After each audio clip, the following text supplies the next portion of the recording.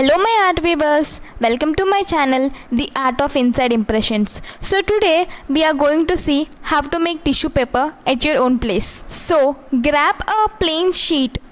So I recommend to use a low quality paper in order to complete our process easily. So use a normal paper which is available in our notebooks. By using A4 size sheet paper we can do, but it will become very hard. So first roll your paper and open it. Again roll your paper and again you need to open. So repeat it for 3 to 4 times. This process can be done until you achieve a soft texture. So now I am opening it. So open carefully because it may damage your paper. And open it completely. So I am opening it. So again I want to fold because I haven't achieved a desired one. So I am rolling it. Again the same process. So if you are not satisfied with the third one, you can also go for the fourth roll. So that is up to you.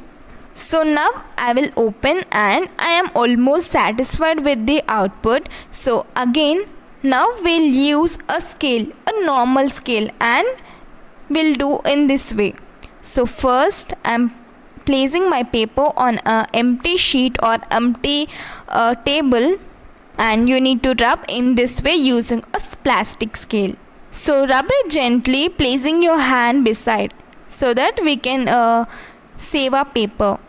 Again I'm repeating, do it gently. So don't be in hurry. So go step by step way. So as I'm showing, you can achieve a soft tissue paper by doing this. So repeat it twice and thrice. So here I already got a hole in my paper. So to avoid this, do it gently. If you haven't achieved a soft tissue paper, again you need to roll and again you need to repeat the same process in order to achieve a soft one. So if you are satisfied, stop with 4 to 5 steps, or else you can roll it and again you can make using a scale. So same process, repeat the process. So I don't want to show that process. So again I'm rolling it and again I'm using scale to make it a soft tissue. So in this way you can achieve a tissue paper, soft tissue paper.